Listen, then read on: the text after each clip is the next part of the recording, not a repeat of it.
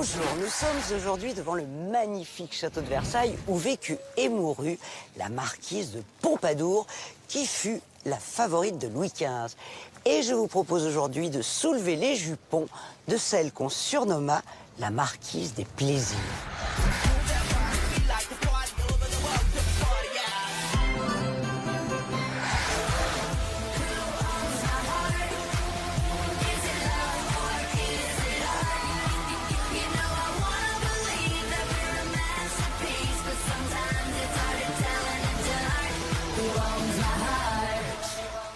Laurent Caille, bonjour. Bonjour Christine. Alors vous êtes historien spécialiste de l'histoire de la coiffure, des perruques. Vous êtes auteur de plusieurs ouvrages sur le sujet. Là on est dans la chambre de Madame de Pompadour et nous sommes devant sa coiffeuse qui est sa vraie coiffeuse. Qu'est-ce qu'elle faisait ici alors? Alors déjà, à la base, ça s'appelle une table de toilette. Oui. C'est-à-dire, c'est là où on va poser les perruques, c'est là où on va faire les maquillages. Avant qu'elle passe là, elle se lève, donc puisqu'on est dans sa chambre, et il y a des hommes, vous m'avez dit, qui assistent à se lever. Effectivement, c'est une séance exceptionnelle d'assister au lever de la Pompadour. Il y a une véritable liste d'attente, il y a la queue au portillon, quoi. Alors pourquoi? C'est la tradition, c'est le protocole, pas de femmes. Quand elle s'installe là, elle se maquille seule ou elle a une maquilleuse ou chamberière? C'est les caméristes, les chamberières qui s'occupent d'elle, qui vont la maquiller.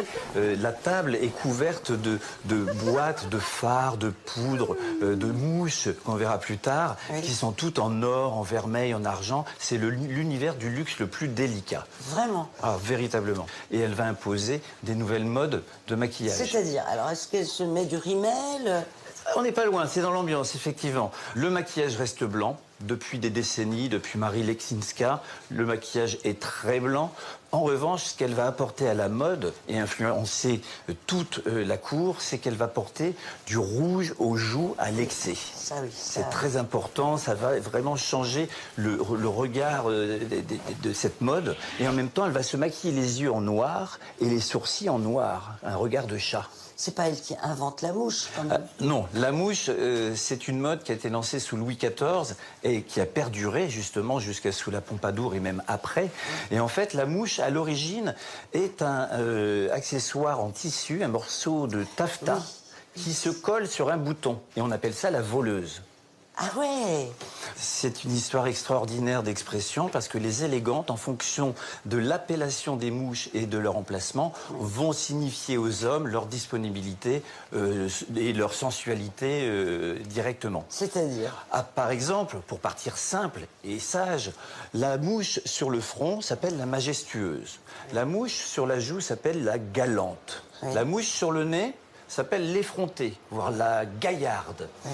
La mouche au-dessus de la bouche, comme Cindy Crawford, on l'appelle la coquette, voire la friponne coquette. Ouais. Et alors si par exemple je me fais une friponne, ça veut dire à l'homme que... Je suis disponible. Pour faire des trucs... Exactement. Ah d'accord. Ensuite, on va trouver en descendant, sur le décolleté, près de la gorge, la mouche assassine. C'est-à-dire? Pour attirer le regard. Ah oui. Et en remontant, parce qu'on va finir par les plus belles, on va trouver en dessous de la bouche la volage. Et accrochez-vous bien, celle qui est à côté de la bouche s'appelle la baiseuse. Alors si on met ça... Bon, c'est clair, je suis libre. Madame de Pompadour a une grande influence sur la coiffure. On l'a vu sur les perruques. Parlez-nous un peu de ça. C'est des chignons petite tête.